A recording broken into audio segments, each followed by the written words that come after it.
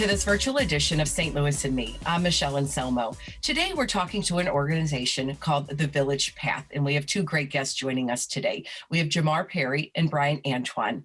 Thank you for joining us. Thank you, Michelle. Thank you for having us. Thank you for having us. Yeah, let's start talking a little bit about who you guys are. Jamar, tell me a little bit about your background. So my name is Jamar Perry. I'm originally from Philadelphia, South Philadelphia to be exact. I, went through the trials and tribulations of college. Actually, my first college experience, I flunked out of college after my first year, was sent home. From there, I worked around, realized I didn't want to work in restaurants my whole life. So I enrolled back into college, went the hard way, went to community college, then eventually graduated from Temple University with my bachelor's degree in journalism. From there, I realized that journalism was a little too slow for me. Then I eventually started working with young folks in the Philadelphia area at a school where children were trying to get indoctrinated back into the school system from what they call placement, or being in juvenile detention centers, basically, into the school system. So I met my wife in Philadelphia, my now wife. She was in the process of moving back to St. Louis. That's how I ended up in St. Louis. I applied to grad school at SLU, which is where I met Bryant.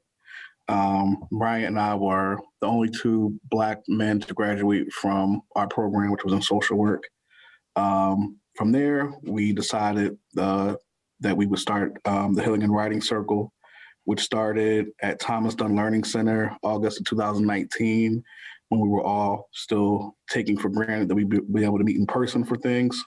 That March, we went virtual. That's my story, basically, of how I got to St. Louis. And Brian, tell us a little bit about your background. Sure. Like Jamar, I'm also from the East Coast. So I was born in New York. I was raised in Boston, Massachusetts. So I lived there for the majority of my life. I went to Suffolk University, was an undergrad in psychology, and kind of knew I wanted to be in the helping profession.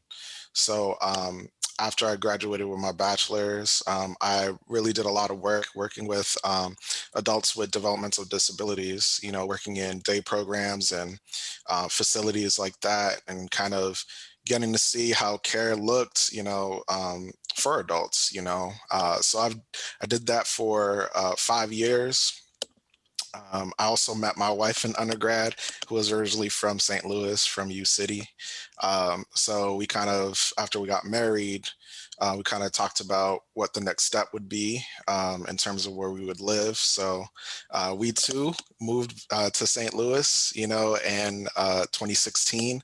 And then the next day I started my graduate program at SLU, which started as an ABA program and turned into a Master of Social Work program. And that's where I met Jamar.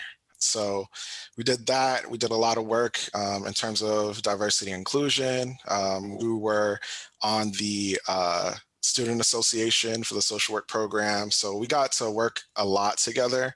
And we just knew that if we were going to do anything outside of SLU, that we could kind of combine our forces. And we had this kind of interesting connection, being from the East Coast and having our partners be from here. So tell us about the vision of the Village Path and how you two came together to form this organization and what it is you guys are doing.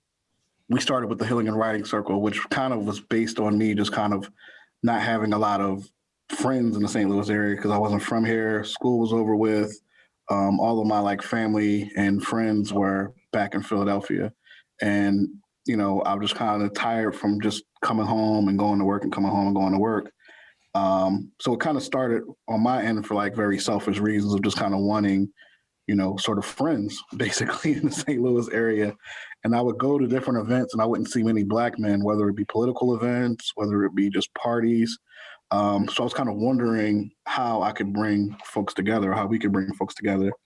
So we started our first Healing and Writing Circle. I had a background in writing. I wanted to start writing again. I did something called the Men's Story Project, which a good friend of mine, James Minert, put on and produced. It's a national thing, but it was local here in St. Louis on SLU's campus. for a couple of years, and that's where I kind of had the passion for writing again. The healing portion came from just being in social work and just being kind of inundated with all of these sort of terms when it came to healing and trauma and things of that nature. So I kind of wanted to put like the two things together and sort of build from there. And then we realized that, Brian and I were social workers, but we weren't, licensed clinicians. So we set out to raise some funds for the folks in our group to receive therapy. So we set out with the goal to raise $1,000, which was a really humble goal. We ended up raising $16,000 with the help of a local hip hop artist named Sir Eddie C. And we just continued to build different things. We started a podcast. We started working with young men in groups, which kind of mirrored what we were doing in the Healing and Writing Circle, just in sort of a different context. And we actually started doing some things when it came to the physical aspects of healing too. So we started going on hikes together. We'll be doing yoga together. We'll be doing a whole bunch of different things. So we're just kind of building as a young organization in St. Louis, trying to help people. And Brian, tell us a little bit about kind of the needs you saw in the St. Louis area and why a program and an organization like this was so important. Yeah, it turned into like just this natural progression of, not only creating space for people to come together as community, but also understanding that people brought a lot of things to the table, So when we got people to come into these spaces and talk about their, some of the issues, some of their pains, some of their joys, we started to realize that people were finding healing through that and that this was a need, right? We started to get more and more calls, more and more people that wanted to be a part of it. In the social work field, there's stages of change, right? And there are a lot of people who are what we call pre-contemplative. So they're kind of like on the border of wanting to, seek kind of help, but not really knowing. And for our community, there's a lot of people that are out there who are like, I don't know, is this for me? We're typically taught not to show emotion, not to, to be strong, and being strong means to, kind of clam up and kind of not express yourself. And through this expression, through our group, we started to see that like people really needed this, like people, it was much more than just like meeting up with some friends. Like people were actually seeking this for healing. It was overwhelming for the both of us. Something that started as, just this, kind of humble, beginning, just humble group turned into this kind of like really big, like call for support. And Jamar, I saw in one of your videos, you had mentioned that if you don't think you need therapy, you probably do. So Right. talk to me about maybe some of those cultural barriers that are in place or kind of passed on through generations and how you're trying to break through that mindset for young men like yourselves and generations to come. That's a great question, Michelle. So the one thing that we kind of noticed over doing this is that we have a lot of women reach out to us for their sons, for their brothers, for their spouses, partners, husbands, the whole ordeal. But then it takes that person to want to do it. So what we've tried to do is to make these things sort of cool, to make them sort of molded after us. Not that we are the epitome of cool or anything, but to make them sort of young and hip and not to make them stuffy, to make them sort of representative of us and the people who we are trying to represent. Even the people who are younger than myself who come, who, are the faces and do a lot of the work that we do. Some of the things that we saw has been just been generational trauma, and that looks a lot of different ways for a lot of different people. We see a lot of not just straight men, but our LGBTQ plus brothers who come to and join, who have a whole lot of things that they're carrying around when it comes to their family structures and issues that they've had.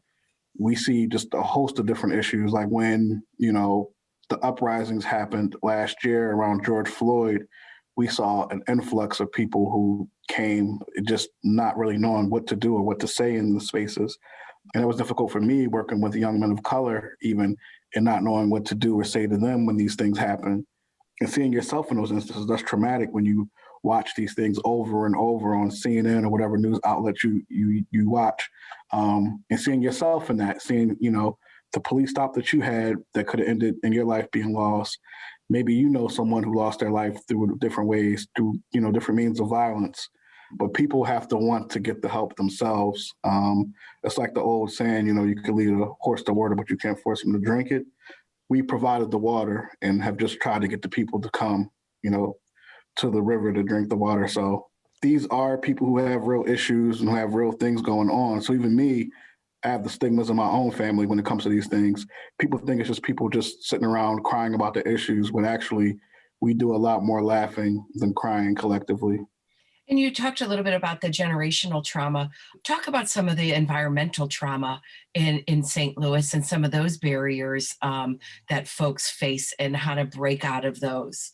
Yeah, it's deeply rooted. And even just being from outside of St. Louis, and coming in and seeing just the stark contrast, when you look at the Del Mar Divide and stark contrast in, access between, city and county and on racial lines, on gendered lines, it's really intersectional. And so that plays into it as well. I think for us, really being intentional about how we provide access to these resources is important to us. As much as we can't get anyone to do any of the services that we provide or seek healing, we want to make sure that it's very accessible, right? Because we know that historically there have been barriers to accessing this type of support, or just making sure that we acknowledge that, we live in an environment that's tough, you know what I mean? And it's hard to access certain things. And on the other hand, we do also have a lot of community partners that are doing this work too and acknowledge that too and are looking to work on,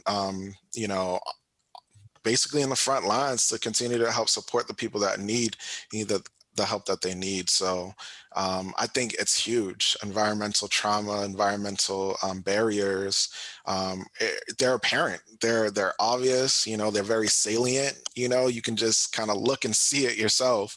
But also, it's multi-generational. Joy DeGroy Leary, in her book Post-Traumatic Slave Syndrome, talks about how we didn't just leave slavery and things turn into America today. It was generations and generations and generations of trauma that have been passed down from ancestors to the people today. So it's part of the fabric of the America that we live in, and we acknowledge that, and we try our best to ensure that we meet people where they're at and we eliminate the barriers as best we can. Well, and you brought up the Del Mar Divide, both of you being from the East Coast and not from the St. Louis area.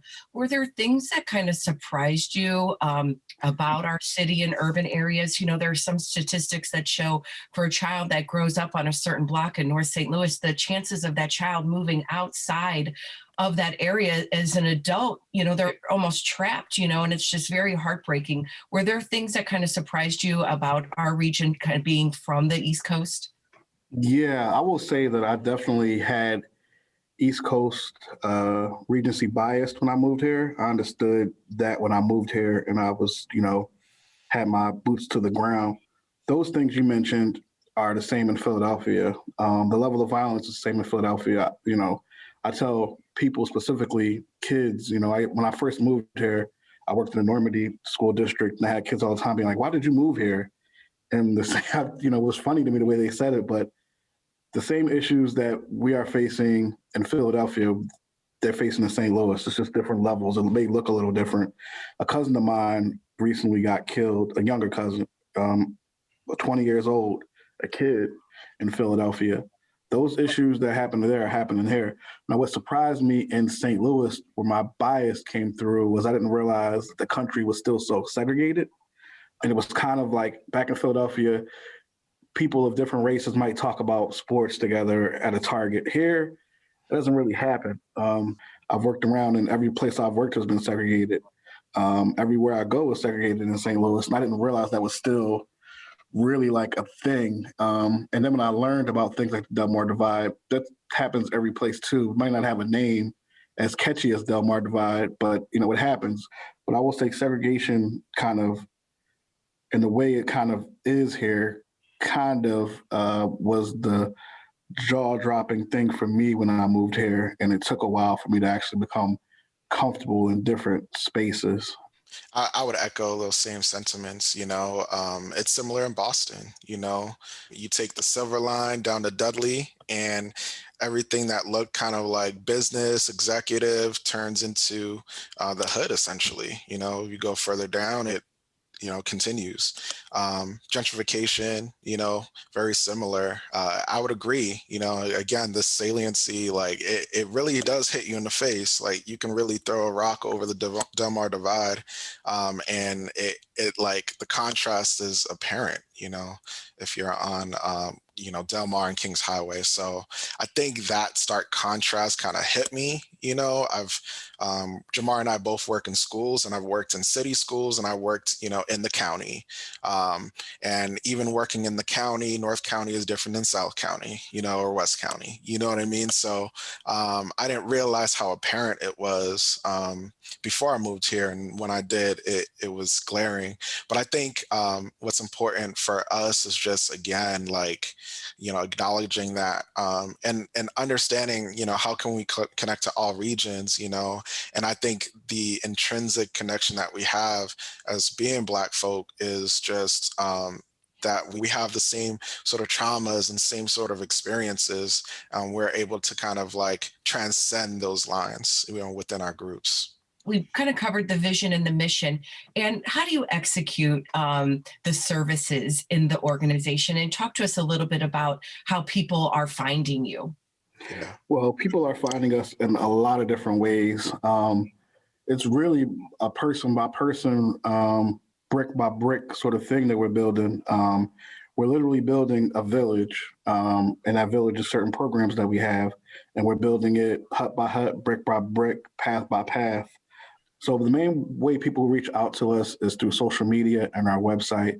Our website is thevillagepath.org, Facebook, The Village Path, Twitter, The Village Path, Instagram, The Village Path. And yeah, people can send us messages. People can subscribe to our newsletter, which we update monthly. People can check out our podcast. We are doing a bunch of different things in the city. And yeah, people reach out through our Facebook, Instagram, Twitter, and our website. Yeah. Yeah, in terms of the groups themselves, so our first group is typically on the first Thursday of the month, and that's for Black men specifically. And then on the third Thursday, we have a group for all Black humans. So that transcends gender, but it's for all Black folks to join and participate. And there are healing and writing circles. So that's via Zoom. And so you can contact us for more information about that. We do have an events section on our page so that people can RSVP for those. And then we have youth programs, and those are generally group driven. So we connect with different, school districts or different organizations that kind of have a group already, and then we kind of do our healing writing circles for them that are a little bit more targeted in topics so that we can help facilitate those programs. And sometimes we do that together or we do that individually. We've done, different conventions and, forums, just showing kind of like our motto and practice. So that's kind of how we disseminate and how we do our groups. So. In the Village Hawk, that is the healing and writing circle. Mm-hmm. Yep. So how does that work? That's right, yeah. Is there a topic? Is it free flow writing? Do you have a kind of a conversation first and then like an inspirational message that sparks an idea? Really, how it works is usually, well, it's kind of been different since we've been virtual. So when we were in person, we get together, we'd have our little snacks, we, shoot the breeze for a little while, have some small conversation. And then it's literally, we get into a circle, a chair of circles, and we share our highs and lows. We start with the low and end on the high. And then usually we have some sort of prompt, icebreaker, probably before we actually get into the highs and lows, just to, sort of break the ice, which I used to hate when I used to have to work at a place that did icebreakers. But now I'll facilitate, group discussions and start with the icebreaker. So from the icebreaker, like I said, we go to the lows and highs, where people get to share what's going on in their life while people actively listen. So I would say most of the time within the healing and writing circle, you spend listening to people, which I think is the greatest thing you could do for someone is to listen. We're not there to save people or to be gurus or to be anything other than people who actively listen. Um, so we listen with our minds clear. We don't listen trying to say, oh, well, you need to do this with your life and that with your life, and your life will be all fixed. It doesn't work like that. I think most of the time people want to be heard. That's why people pay lots of money for therapists, right? Is to, get things off of their chest. Um, so within that, people are allowed to be as vulnerable as they want to be. People are also allowed to pass. We've had people just come and just sort of soak up the energy of the space and just, see what it's about without sharing, which is also fine. We've had people who don't have lows a lot of times, which is great if you don't have anything bad in your life. And really, it's just a welcoming, inviting space. We laugh a lot. Occasionally we cry, occasionally, but we always listen to each other. So the writing portion of it is just a share out. So not everyone who comes is a writer. Some people might have a quote that they found that's been helping them, or something that's productive, um, or anything. Some people do come for the writing. So that's how some people find us, is there's a writing group, but they also enjoy the healing aspect of it. So the share out piece is really just whatever you want to share, whatever it is. You can be as creative as you want to be with it. We've had people share that they have, a fundraiser going on for people having, children, helping, Black mothers who are dealing with the mortality rate of pregnancy. We've had people deliver quotes from James Baldwin, different readings, and we've had people share writings all the time, whether it's poetry, short stories, rhymes, songs, whatever people want to share. And then we come together with our elder, who is the oldest person in the group. He kind of leads us in a prayer. And then we also sometimes have some guided mindfulness/meditation, which we also do, which our elder has led us in. And some of the people who come also have a background in meditation. So we do mindfulness sometimes. So we try to switch it up. We had points where we just affirm each other, pick a person in the group, and you say something that you love about them and like about them, even if you don't know them. So we just try to keep a positive space for the people who come to be vulnerable and to be heard. That's great. And Brian, will you touch on a couple of the other services like the Village Rope and the Little Black Boy campaign? Sure, sure. So, starting with the Village Road, that's our rite of passage and empowerment program or enrichment. Um, that program, again, is kind of where we support different organizations and their groups, or different school districts, and provide the healing and writing circle in those spaces. So we, kind of model what vulnerability looks like, and we talk about, different topics that are, you know near and dear to our heart. So some of the police brutality, what does it mean to be a man, so much more of that is more targeted, and not only kind of learning how to listen to other people share their experience, but also kind of like learning about yourself, and your healing journey, and thinking about your emotions in public. That's something that, not a lot of us get the opportunity to have the experience in. You don't learn that until sometimes you're much older. So that's our Village Rope program, and we work with, a couple of organizations. We're talking about working with a couple of school districts with that. And then the Little Black Boy campaign was the campaign where we set out to raise $1,000 for some of the members in our group, especially during the pandemic, where, if they were seeking therapy or they had a therapist and needed some support with that, we were raising money for that. That became $16,000. And so we really had to kind of think about how we can make this accessible to the community. So the Little Black Boy campaign turned into the Village TAP, which is therapy and access program. therapy access program. And basically what that does is it acts as an EAP program. So we know that we want more accessibility to therapeutic services. So we want to provide individuals with free therapy sessions and a consultation with some therapists that we partnered with, so that you can get up and running with the therapist and see if this works for you. Um, Mhm.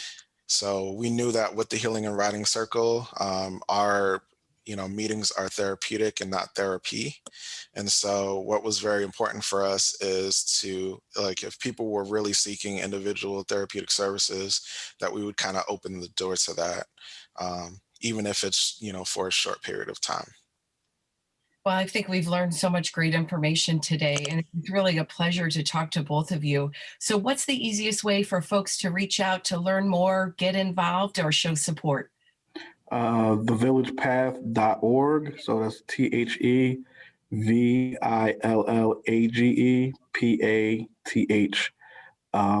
.org. Facebook, Instagram, Twitter, social media. You can subscribe to our mailing list. You can support us through buying one of these sweatshirts, which I have on, which is the Village Path. And yeah, we also accept donations too, which goes to fund Black Men Through Therapy, and which goes to fund all the programs that we have.